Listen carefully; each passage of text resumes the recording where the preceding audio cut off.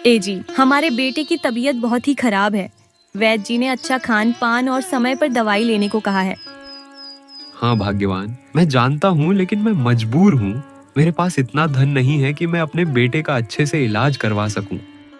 लेकिन हमें कुछ ना कुछ तो करना ही होगा ना। मैं अपने बेटे को इस तरह बीमारी से तड़पते हुए नहीं देख सकती। भाग्यवान, तुम चिंता मत करो, मैं जा रहा हूँ नदी किनारे। आज मैं कैसे भी मछलियाँ पकड़ के ही रहूंगा और उसे बेचकर अपने बेटे गोलू के लिए दवाई लेकर ही लौटूंगा। ठीक है जी, पर जल्दी वापस आइएगा। भगवान करे आपको आज मछली मिल जाए जिसे बेचकर हमारे बेटे के लिए दवाई मिल जाएगी। ठीक है, अब मैं निकल रहा हूँ। तुम अपना और गोलू का ख्याल रखना। सूरज यह कहकर नदी की ओर चला जाता है। सूरज एक बहुत ही गरीब मछुआरा है। वह नदियापुर राज्य में मौजूद नदी से मछली पकड़कर उनको बेचकर उनसे कमाए पैसों से अपने परिवार का पेट पालता है। सूरज अपने बेटे की तबीयत को लेकर बहुत चिंतित रहता है। इसी चिंता में वह नदी की ओर जा ही रहा था कि किनारे पर उसे एक बूढ़ी औरत बैठी दिखाई देती है। आप कौन है बूढ़ी अम्मा? बेटा, मैं एक भिखारन हूँ। भीख मांगकर अपना पेट पालती हूँ। 3 दिन से मुझे कुछ खाने को नहीं मिला। मैं इस भूख को और बर्दाश्त नहीं कर सकती हूँ। अगर मुझे खाना नहीं मिला तो मैं भूख से ही तड़प कर मर जाऊंगी। बूढ़ी अम्मा, मेरे पास थोड़ा खाना है, आप मेरा खाना खा लीजिए। सूरज अपना खाना बूढ़ी औरत को दे देता है। 3 दिनों से भूखे होने के कारण उसे खाना मिलते ही उस पर टूट पड़ती है। तुम्हारा बहुत बहुत धन्यवाद बेटा। तुमने इस भूखी बूढ़ी को खाना खिलाकर बहुत बड़ा उपकार किया है। मगर तुमने तो अपना सारा खाना मुझे खिला दिया। अब तुम क्या खाओगे? कोई बात नहीं बूढ़ी अम्मा, मेरा खाना खाने से आपका पेट भर गया। मेरे लिए इतना ही काफी है। जब मैं घर जाऊंगा तब खा लूंगा और यह तो मेरा फर्ज था। अगर आपके जगह कोई और भी होता तो भी मैं यही करता। बेटा, तुम बहुत नेक दिल इंसान हो। तुमने बिना सोचे समझे अपने हिस्से का खाना मुझे दे दिया। तुम्हारे इस दया भाव का फल तुम्हें जरूर मिलेगा। अच्छा, तो बूढ़ी अम्मा, अब मैं चलता हूँ, मुझे मछली पकड़ने जाना है। सूरज अपने नाव पर सवार होकर मछली की खोज में नदी की गहराइयों की ओर चल पड़ता है। नदी में पहुंचकर जाल बिछाकर मछलियां फंसने का इंतजार करने लगता है। मुझे यहाँ बैठे कितनी देर हो गई है, लेकिन अभी तक एक भी मछली मेरे हाथ नहीं लगी। अब मैं क्या करूँ? अब तो शाम होने वाली है और मुझे बहुत भूख भी लग रही है। अगर मेरे पास खाना होता तो मैं कुछ देर और इन मछलियों का इंतजार कर लेता, लेकिन मुझे कुछ ना कुछ करके इन मछलियों को तो पकड़ना ही होगा, वरना मैं गोलू के लिए दवाई कैसे लेकर जाऊंगा? सूरज ये सब बातों को सोच ही रहा था कि अचानक से उसके जाल में एक मछली फंसती है। अरे वाह, लगता है मेरे जाल में मछली फंस गई है। एक काम करता हूँ, जल्दी से इसको बाहर निकाल लेता हूँ, वरना कहीं यह मेरे जाल से ना निकल जाए। सूरज मछली को निकालने के लिए जैसे ही हाथ बढ़ाता है, वैसे ही वह मछली उसके जाल से छूटकर पानी में गुम हो जाती है और सूरज फिर से मायूस हो जाता है। अब मैं क्या करूं? इतनी मुश्किल से तो एक मछली मेरे हाथ आई थी, वो भी मेरे जाल से छूट गई। धीरे धीरे दिन ढल जाता है और रात हो जाती है, लेकिन सूरज फिर भी बिना हार माने मछली के इंतजार में बैठा रहता है कि तभी एक मछली फिर से उसके जाल में फंस जाती है। इस बार तो मैं इस मछली को बिल्कुल भी नहीं जाने दूंगा, मैं इसे पकड़ कर ही रहूंगा। सूरज उस मछली को पकड़ने के लिए जैसे ही हाथ बढ़ाता है, तभी मुझे छोड़ दो, मुझे मत पकड़ो, कृपया मुझे जाने दो। सूरज इधर उधर देखने लगता है। यहाँ तो मेरे अलावा कोई नहीं है, फिर यह आवाज किसकी है? नीचे देखो मछुआरे, ये मैं बोल रही हूँ मछली। अरे यह क्या, ये मछली तो बोल रही है। हे मछुआरे, कृपया मुझे छोड़ दो, मुझे मत पकड़ो। लेकिन मछली, मुझे बहुत भूख लगी है, घर में मेरा बेटा बीमार है। मैंने सोचा था कि तुम्हें पकड़कर बेच दूं और उन पैसों से अपने बेटे की दवा ले आऊं। अब तुम ही बताओ, मैं क्या करूं? हे मछुआरे, मैं तुम्हारी परेशानी समझ सकती हूँ, लेकिन मैं गर्भवती मछली हूँ और कुछ दिनों में मैं अपने बच्चों को जन्म दूंगी। मुझ पर दया करो मछुआरे, कृपया मुझे छोड़ दो। सूरज यह सुनकर एकदम चौंक जाता है। उसका मन दुविधा में पड़ जाता है। एक तरफ उसका कर्तव्य है बेटे की दवा लाने का, दूसरी तरफ सामने खड़ी है एक बोलने वाली गर्भवती मछली की पुकार। अब मैं क्या करूं? अगर इसे छोड़ दूं तो बेटे के लिए दवा कैसे लाऊं? लेकिन अगर इसे मार दिया तो इसके होने वाले बच्चे दुनिया में आने से पहले ही अनाथ हो जाएंगे। हे मछली, सच कहूं तो तुम्हारी बात सुनकर मेरा दिल कांप उठा है। मैं तुम्हें नहीं मार सकता। जाओ अपनी दुनिया में अपने बच्चों को जन्म दो। शायद आज मेरी किस्मत में मछली लिखी ही नहीं है। सूरज मछली को जाल से निकालकर वापस पानी में छोड़ देता है। मछुआरे, तुम्हारा दिल बहुत दयालु है। तुमने अपने स्वार्थ से पहले किसी और की जान को बचाया। इसके बदले में मैं तुम्हारी सहायता करूंगी। भला तुम मेरी क्या मदद करोगी मछली? मछुआरे, मैं एक ऐसी जगह जानती हूँ जहाँ से तुम ढेर सारा धन प्राप्त कर सकते हो। मैं तुम्हें वहाँ तक लेकर चलूंगी। तुम मेरे पीछे आओ मछुआरे। अब सूरज अपनी नाव लेकर मछली के पीछे जाता है। नदी के बीचों बीच पहुंचते ही मछली अचानक कहीं गायब हो जाती है। अरे, ये मछली अचानक कहाँ गायब हो गई? कहीं मछली ने मुझे धोखा तो नहीं दिया? सूरज ने इतना कहा ही था कि अचानक एक भयानक तूफान वहां आ जाता है और सूरज को अपनी चपेट में ले लेता है। अरे, ये क्या हो रहा है? अचानक से ये तूफान कहाँ से आ गया? कोई मुझे बचाओ, मैं नदी में डूब रहा हूँ। सूरज मदद के लिए आवाज लगाता है, लेकिन वहां पर मदद के लिए कोई नहीं होता और सूरज नदी में डूब जाता है। अगले ही पल सूरज अपने आप को एक दूसरी दुनिया में पाता है। अरे, ये मैं कहाँ आ गया? ये कौन सी जगह है? सूरज, तुम पृथ्वी पर नहीं बल्कि परीलोक की दुनिया में हो और मैं इसी परीलोक में रहती हूँ। क्या परीलोक की दुनिया? मैं कुछ समझा नहीं। मैं तुम्हें समझाते हूँ सूरज। दरअसल नदियापुर राज्य के नदी के बीचों बीच परीलोक में आने जाने का रास्ता है। कुछ दिन पहले परीलोक में एक बहुत बड़ा तूफान आया था। उसी तूफान में फंसकर मैं तुम्हारी दुनिया में आ गई। लेकिन अब मैं अपने घर कैसे जाऊंगा? घर में मेरा बेटा बीमार है, मुझे उसके लिए दवा लेकर जाना है। सूरज, तुम यहाँ से सीधा जाओ। कुछ दूर चलते ही तुम्हें एक महल दिखाई देगा जहाँ परीलोक की रानी रहती है। वो तुम्हारी मदद करेंगी। ये बोलकर मछली पानी में चली जाती है। कुछ दूर चलते ही सूरज एक आलीशान महल के पास पहुंच जाता है।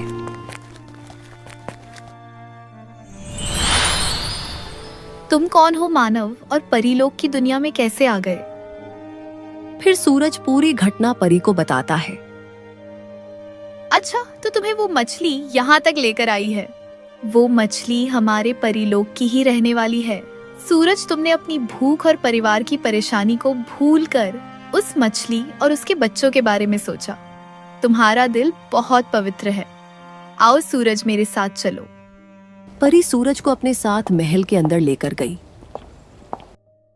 जहां पर सोने के सिक्कों का ढेर लगा हुआ था। तभी परी सूरज से बोली, सूरज, तुम्हारा जितना मर्जी हो सके ये सोने के सिक्के ले जा सकते हो, लेकिन याद रखना सूरज, तुम्हें इस बात को हमेशा रहस्य ही रखना होगा। यह बात तुम्हें अपने पत्नी तक को भी नहीं बतानी है, क्योंकि तुमने अगर यह बात किसी को भी बता दिया तो उसी समय उस व्यक्ति की मृत्यु हो जाएगी। यही परीलोक का नियम है। परी के कहने पर सूरज एक थैले में सैकड़ों सिक्के भर लेता है और परी उसे अपने जादू से उसके नाव पर पहुंचा देता है और सूरज खुशी खुशी अपने घर पहुंच जाता है। कुछ ही दिनों में सूरज नदियापुर राज्य के राजा महाराणा प्रताप से भी ज्यादा बड़ा और आलीशान भवन बना लेता है और अपने परिवार के साथ खुशी खुशी अपना जीवन व्यतीत करने लगा। मगर एक दिन राजा महाराणा प्रताप अपने मंत्री के साथ वहां से गुजर रहा था। तभी उसकी नजर एक आलीशान भवन पर पड़ती है। मंत्री जी, यह भवन तो मेरे महल से भी ज्यादा बड़ा और सुंदर है। आखिर यह भवन किसका है? महाराज, मैंने भी कभी ऐसा घर नहीं देखा। हमारे राज्य में इतना धनी तो कोई नहीं है कि आपके महल जैसा भवन बना सके। मंत्री जी, तुरंत पता कीजिए कि यह भवन किसका है और इनके पास इतना धन आया कहाँ से। इतना कहकर राजा वहां से चला गया। अगले दिन राजा ने मंत्री से पूछा, मंत्री जी, क्या आपने पता किया कि वह भवन किसका है और इनके पास इतना धन कहाँ से आया? जी महाराज, ये भवन सूरज नाम के एक मछुआरे का है।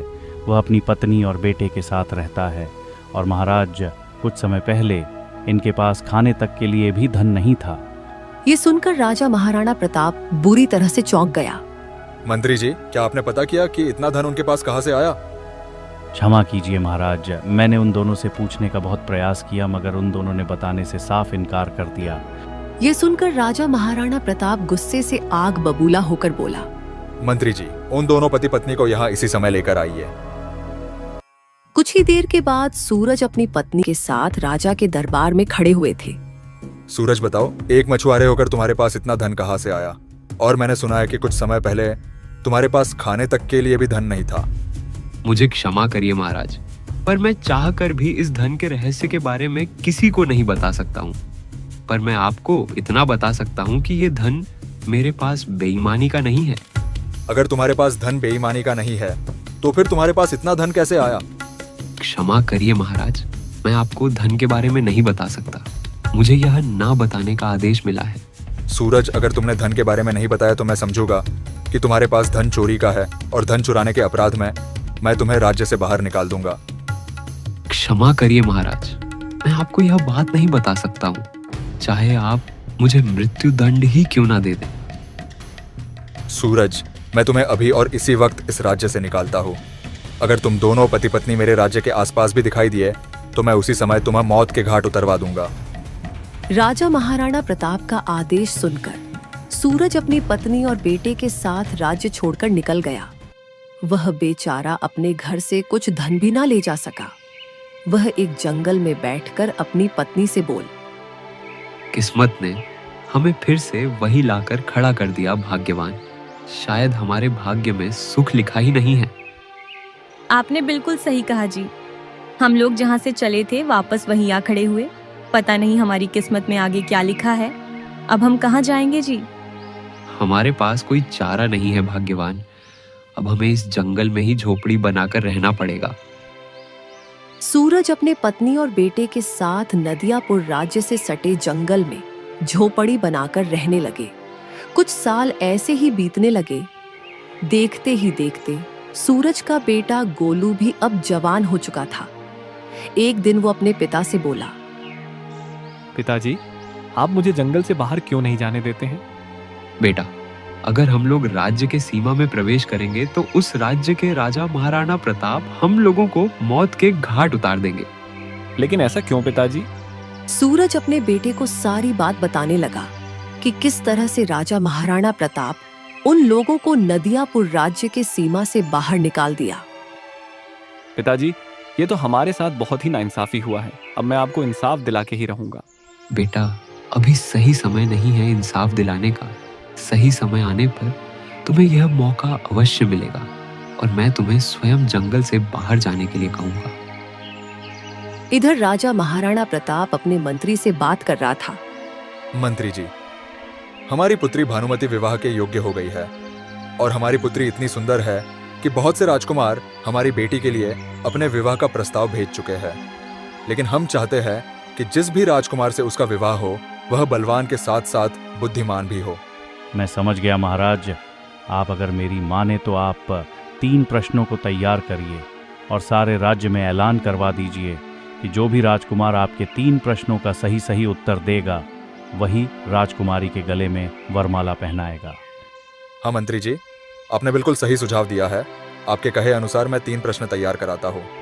आप जाकर सारे आसपास के राज्य में इस बात का ऐलान करवा दो कि जो भी राजकुमार मेरे 3 प्रश्नों का उत्तर दे पाएगा मैं अपनी पुत्री राजकुमारी भानुमति का विवाह उसी से करवाऊंगा। मंत्री ने तुरंत आसपास के सारे राज्य के राजकुमारों को ऐलान करवा दिया। सूरज को जैसे ही इस बारे में पता चला तो उसने अपने बेटे गोलू से कहा, बेटा, तुम हमेशा कहते थे ना कि तुम इस जंगल से बाहर कब निकलोगे। यही सही समय है बेटा।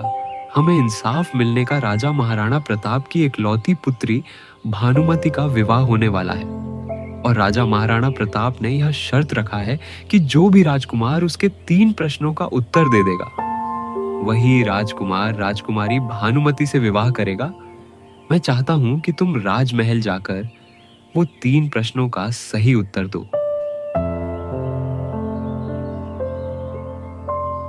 राजमहल के राज दरबार में आसपास के राज्य से आए हुए 2 राजकुमार खड़े हुए थे। राजकुमारी भानुमति राजा महाराणा प्रताप के बगल में खड़ी हुई थी और राज्य के कुछ आम नागरिक भी मौजूद थे, जिनमें से एक गोलू भी था। राजा महाराणा प्रताप राजकुमारों की ओर देखकर बोला, मेरा पहला प्रश्न यह है कि बताओ ऐसी कौन सी चीज है जो मनुष्य एक बार खो दे तो उसे वो दोबारा वापस नहीं मिलता। मेरा दूसरा प्रश्न है कि वो क्या है जो इंसान के मन में अंधकार पैदा कर देती है। मेरा तीसरा प्रश्न यह है कि वह क्या है जिसे मनुष्य जितना भी पाले, परंतु उसे और ज्यादा पाने की चाह कभी खत्म नहीं होती है। राजा महाराणा प्रताप का प्रश्न सुनकर दोनों राजकुमार सर झुकाकर खड़े हो गए। महल में सन्नाटा छा गया। तभी गोलू भीड़ से निकला और निडर होकर राजा महाराणा प्रताप से बोला, आपका पहला प्रश्न था कि ऐसा क्या है जिसे मनुष्य एक बार खो देता है तो उसे कभी वापस नहीं पा सकता।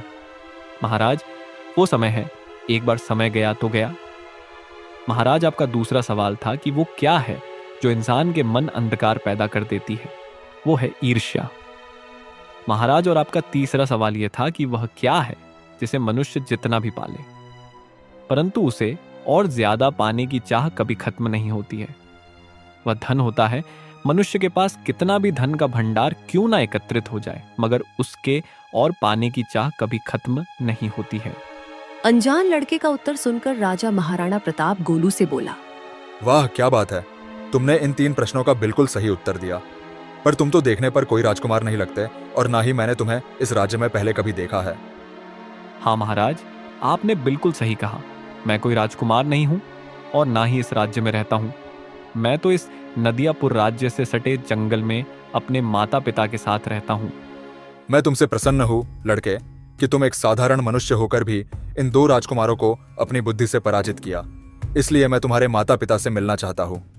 महाराणा प्रताप का आदेश सुनकर कुछ देर में गोलू के माता पिता राजमहल के दरबार में खड़े थे। राजा महाराणा प्रताप उन दोनों को देखकर गुस्से से बोले, तुम तो वही हो ना जिसे मैंने कुछ वर्षों पहले अपने राज्य से बेदखल कर दिया था। हाँ महाराज, मैं वही हूँ। अब मैं समझा। बरसों पहले मैंने तुम्हें राज्य से बेदखल कर दिया था, इसलिए तुम अपने बेटे के साथ मिलकर मुझसे बदला लेने आए हो। इतना बोलकर राजा महाराणा प्रताप अपने सैनिकों से बोला, देखते क्या हो सैनिकों, इन तीनों को तुरंत मौत के घाट उतार दो।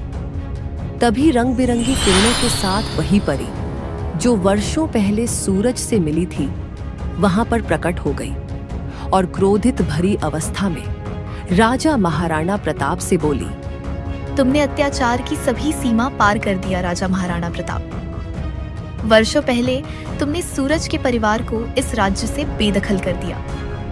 बेचारे राज्य के बाहर जंगल में रहने के लिए मजबूर हो गए।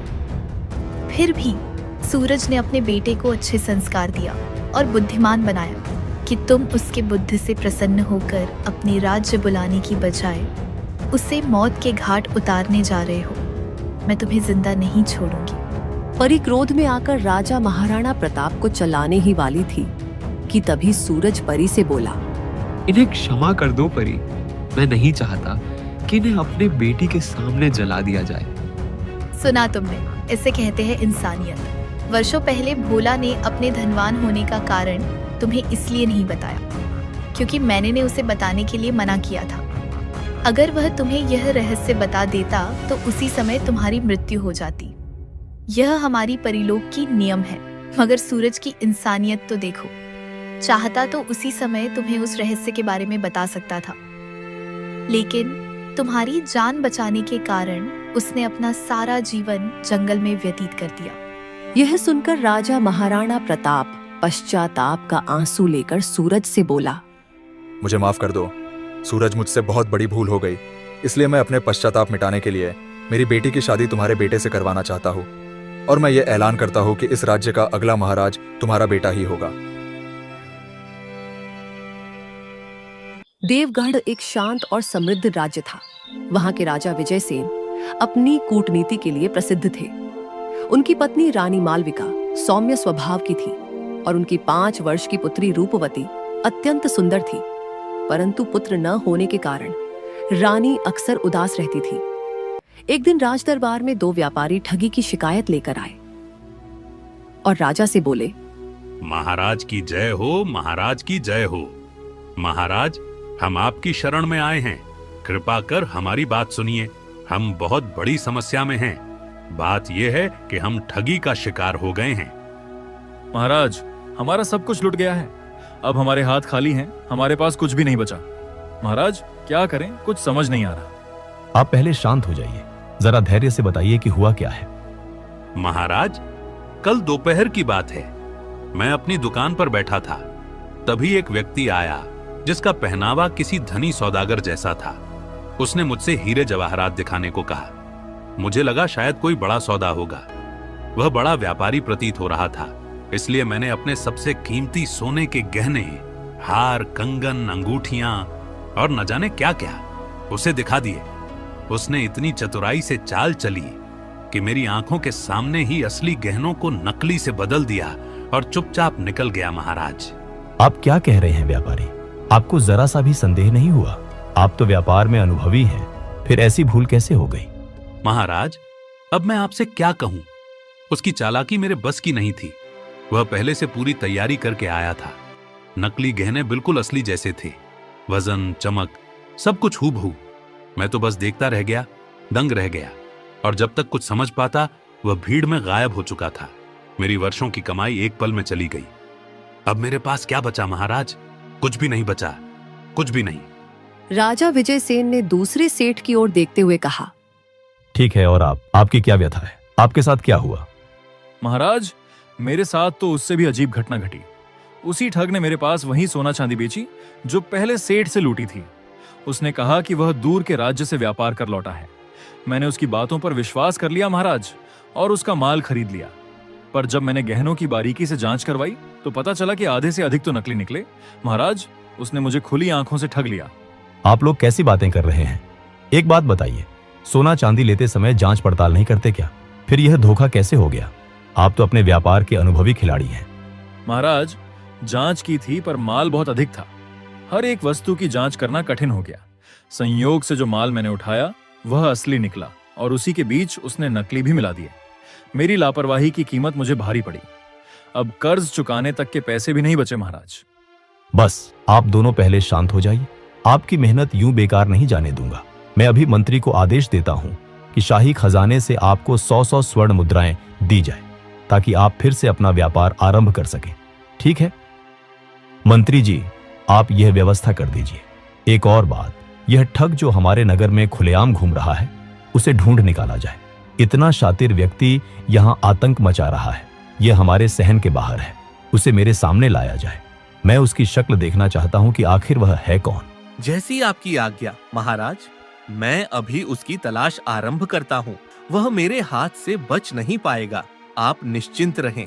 हर गली, हर गांव, हर कोना छान मारूंगा और उसे आपके समक्ष अवश्य लाऊंगा।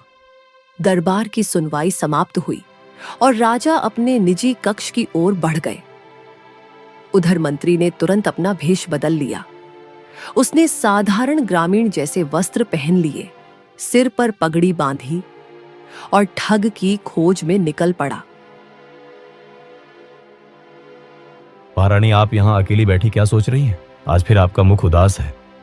महाराज, आप तो मेरे मन की बात जानते हैं। पुत्र न होने का दुख मुझे हर पल सताता है। रूपवती से मुझे अपार प्रेम है, वह मेरी जान है, पर फिर भी मन के किसी कोने में एक खालीपन सा बना रहता है। क्या मैं कभी माँ बनने का पूरा सुख पा सकूंगी? महारानी, आप एक राजा की पत्नी हैं। आपकी उदासी मुझे पीड़ा देती है। ये पूरा नगर हमारा पुत्र है। प्रजा का हर सुख दुख हमारा अपना है। इस कमी को अपने हृदय से निकाल दीजिए। आपकी बात सत्य है महाराज। मैंने शायद आवश्यकता से अधिक सोच लिया। उधर भेष बदले मंत्री मन ही मन सोच रहे थे, यह ठग कोई साधारण व्यक्ति नहीं, बड़ा ही शातिर है। जब उसने उन व्यापारियों को चकमा दे दिया जो अपने काम में निपुण हैं, तो मेरे लिए भी उसे पकड़ना आसान नहीं होगा। इसे पकड़ने के लिए चाल पर चाल चलनी पड़ेगी। यह सीधे हाथ नहीं आएगा।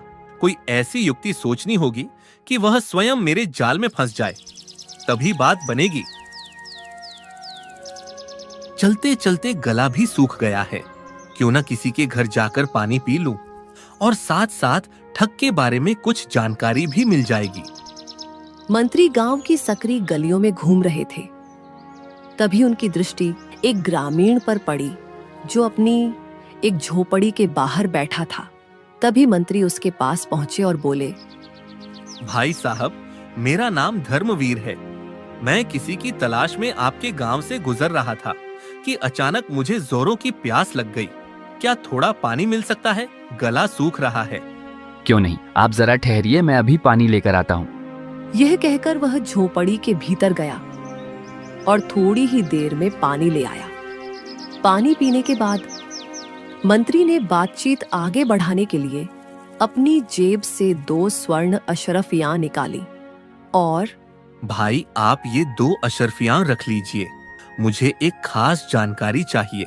इस इलाके के सबसे बड़े ठग के बारे में बताइए। राजा उसे दरबार में बुलाकर सम्मान देना चाहते हैं। अरे भाई साहब, आप बिल्कुल सही जगह आ गए हैं। हमारे गांव में माधव नाम का आदमी रहता है। वही यहाँ का सबसे शातिर ठग है, एकदम चालाक। अभी हाल ही में उसने 2 व्यापारियों को लूटा है। लोग कहते हैं कि उसकी चालाकी से कोई नहीं बच पाता। ओह, तो ऐसी बात है। अगर ऐसा है तो बताइए, उसका घर कहाँ है? मुझे उससे मिलना है। गांव के आखिरी छोर पर एक छोटी सी झोपड़ी है, वहीं उसका ठिकाना है। पर जरा संभल कर जाइएगा, वह आसानी से किसी पर भरोसा नहीं करता। उसकी नजर हर चाल पकड़ लेती है। बहुत चालाक आदमी है। मंत्री धर्मवीर माधव की झोपड़ी की ओर बढ़े। रास्ते में उन्होंने सोचा कि सीधे साधे ढंग से माधव फंसने वाला नहीं है। तभी उनके मन में एक नई तरकीब आई। वे झोपड़ी के बाहर रुक गए। चारों ओर सन्नाटा था। बस झिंगुरों की आवाज सुनाई दे रही थी। माधव भाई, अरे कोई घर पर है क्या? जरा बाहर आओ।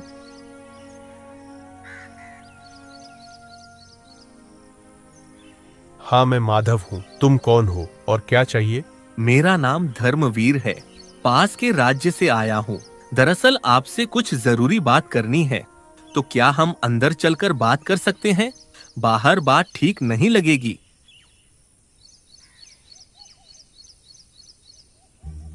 अब बोलो, क्या काम है? दरअसल बात यह है कि मैं भी एक चालबाज हूँ।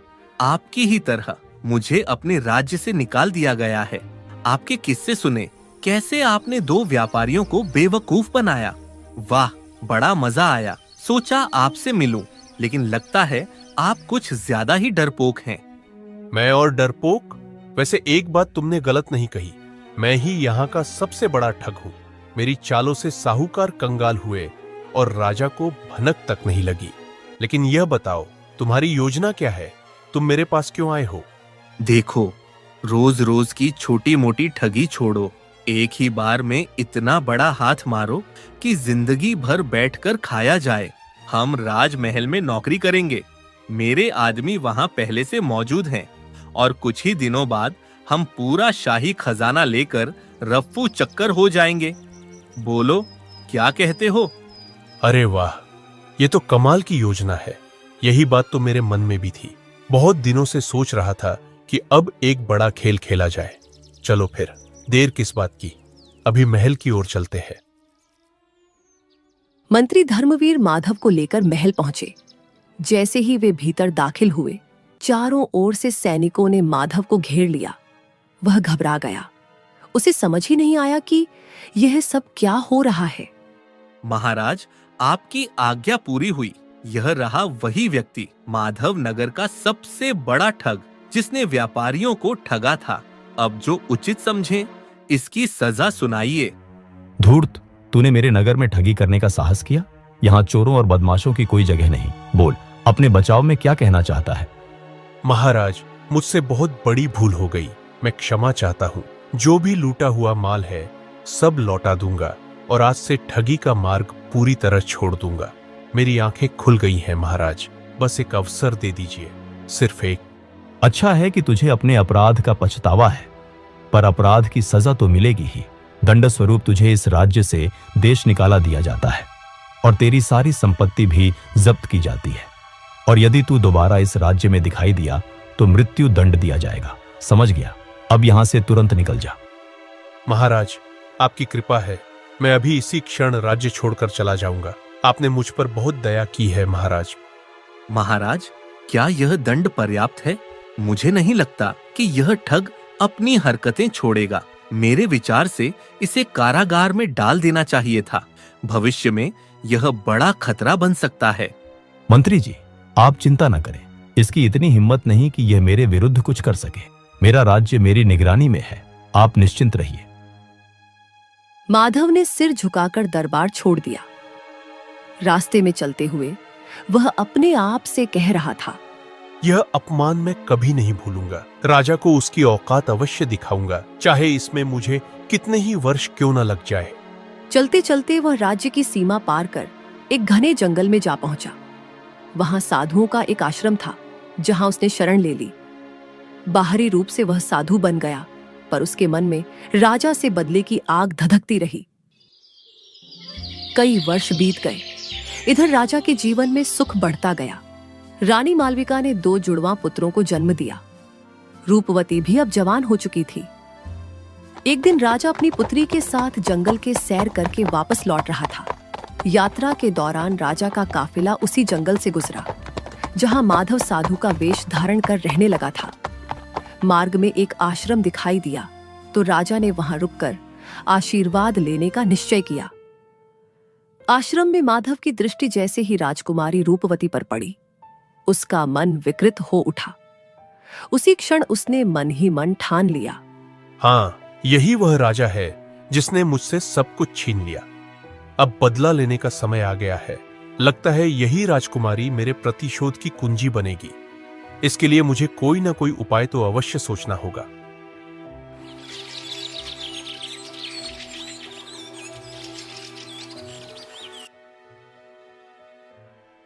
महाराज, हमारी रूपवती अब बड़ी हो गई है। उसके विवाह का समय आ पहुंचा है। आपके तो कई मित्र राजा हैं। हमारी राजकुमारी के लिए किसी योग्य राजकुमार का चयन कीजिए। तुम बिल्कुल सही कहती हो रानी। हम उसे अब तक बच्ची ही समझते रहे और देखो वह कब युवती बन गई। अब हम उसकी कुंडली किसी विद्वान पंडित को दिखवाएंगे ताकि उसका भविष्य सुखमय हो। यह शुभ कार्य शीघ्र कीजिए महाराज। एक माँ का मन उसकी चिंता में डूबा रहता है। मैं उसे सुखी जीवन में देखना चाहती हूँ। चिंता मत करो रानी, मैं शीघ्र ही सब व्यवस्था करूंगा। हमारी पुत्री का भविष्य उज्जवल होगा, निश्चिंत रहो। महाराज, क्या आपको लगता है कि पड़ोसी राज्य का राजकुमार वीरेंद्र इसके लिए उपयुक्त रहेगा? मैंने सुना है कि वह बहुत गुणी और शांत स्वभाव का है। हाँ, वीरेंद्र का नाम तो मैंने भी सुना है। हालांकि उसके पिता से मेरे कुछ पुराने मतभेद रहे हैं। फिर भी कोई बात नहीं, हम इस पर विचार करेंगे। संभव है यह रिश्ता दोनों राज्यों के बीच मेल झोल का कारण बने। यह तो अत्यंत शुभ होगा। और यदि कुंडली में कोई दोष निकला तो क्या पंडित जी कोई उपाय भी बताएंगे? मैं चाहती हूँ कि सब कुछ मंगलमय हो। उधर माधव ने साधु का वेश बनाए महल की ओर चल पड़ा। उसका इरादा राजकुमारी को अपने वश में करना और राजा को पूरी तरह बर्बाद करना था। वह दरबार में पहुंचा जहां उसकी तेजस्वी साधु छवि ने सभी को प्रभावित कर दिया। प्रणाम महात्मा जी, आप कौन हैं और यहाँ कैसे पधारे? मैं एक सन्यासी हूँ महाराज, जंगलों में निवास करता हूँ। मेरा कोई स्थायी ठिकाना नहीं। मैं आपकी पुत्री का भविष्य देखने आया हूँ। राजा ने दासी को संकेत किया और राजकुमारी को बुलवाया। कुछ ही क्षणों में रूपवती दरबार में आई। जैसे ही माधव की दृष्टि उस पर पड़ी, वह उसकी सुंदरता पर मोहित हो गया। हाय महाराज, घोर अपशकुन, घोर अपशकुन। यह राजकुमारी आपके लिए विपत्ति है। 1 सप्ताह के भीतर आपकी मृत्यु होगी, उसके 7 दिन बाद रानी की, और फिर आपके वंशजों का भी अंत हो जाएगा। आपके कुल का नाश निश्चित है महाराज। ये आप क्या कह रहे हैं महात्मा जी? भला मेरी पुत्री मेरे लिए विपत्ति कैसे हो सकती है? संत का वचन कभी असत्य नहीं होता। इसके जन्म से आपको पुत्र देर से मिले, यही आपके विनाश का कारण बनेगा। यह सत्य है कि इसके आगमन से आपकी संतान में विलंब हुआ। बताइए, क्या यह सच नहीं? पिताजी, यह ढोंगी है, इसकी बातों में मत आइए। मेरा भविष्य किसी अन्य संत से दिखवाइए।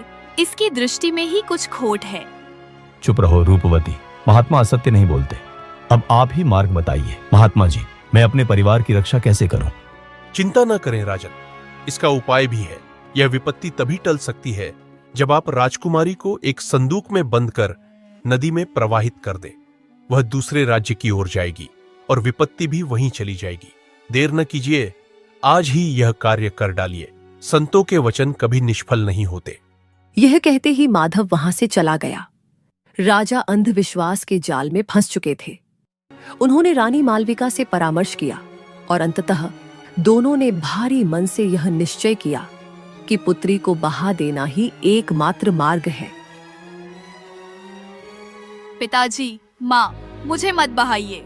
मैं आपकी बेटी हूँ। ये साधु वेशधारी ढोंगी झूठ बोल रहा है। मेरी बात सुनिए माँ। पिताजी। राजकुमारी, यह हमारे लिए अत्यंत कठिन निर्णय है, पर महात्मा ने जो कहा है वह सत्य ही होगा। यह हमारे कुल की भलाई के लिए है। अब चुप रहो, निर्णय लिया जा चुका है। सैनिकों ने राजकुमारी को एक बड़े लकड़ी के संदूक में बंद किया और उसे नदी की धारा में बहा दिया। राजा ने मन ही मन पछताते हुए एक गुप्तचर को आदेश दिया कि वह दूर से देखता रहे कि संदूक कहां तक जाता है। उधर जंगल के पास नदी किनारे माधव छिपकर प्रतीक्षा कर रहा था। संदूक तेज धारा के साथ बहता चला जा रहा था।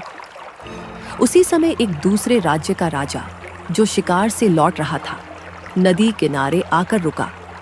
अचानक उसकी दृष्टि बहते हुए संदूक पर पड़ी। सैनिकों, उधर देखो, नदी में एक संदूक बहता आ रहा है। इसे तुरंत बाहर निकालो, हमें देखना है कि इसमें क्या है। सैनिकों ने संदूक को किनारे खींच लिया और ढक्कन खोला। भीतर से राजकुमारी बाहर आई। अरे, तुम कौन हो और इस संदूक में कैसे पहुंची? मैं देवगढ़ की राजकुमारी हूँ। मेरे माता पिता अंधविश्वास में फंस गए। एक ढोंगी साधु ने कहा कि मैं उनके लिए विपत्ति हूँ और उसी के कहने पर उन्होंने मुझे यहाँ नदी में बहा दिया। आपने मेरे प्राण बचाए महाराज। आपका हृदय से धन्यवाद। दूसरे राज्य के राजा प्रताप वर्मन ने गंभीर स्वर में कहा, मेरे गुरु ने पहले ही भविष्यवाणी की थी कि नदी के तट पर मिली एक कन्या मेरी रानी बनेगी। महाराज, आपने मुझे नया जीवन दिया है। मैं आपका हर आदेश मानूंगी, पर उस ढोंगी को दंड मिलना चाहिए जिसने मेरे साथ ऐसा किया। निश्चिंत रहो, न्याय अवश्य होगा। हमने एक बाघ पकड़ा है, उसे एक संदूक में बंद कर नदी में प्रवाहित किया जाएगा।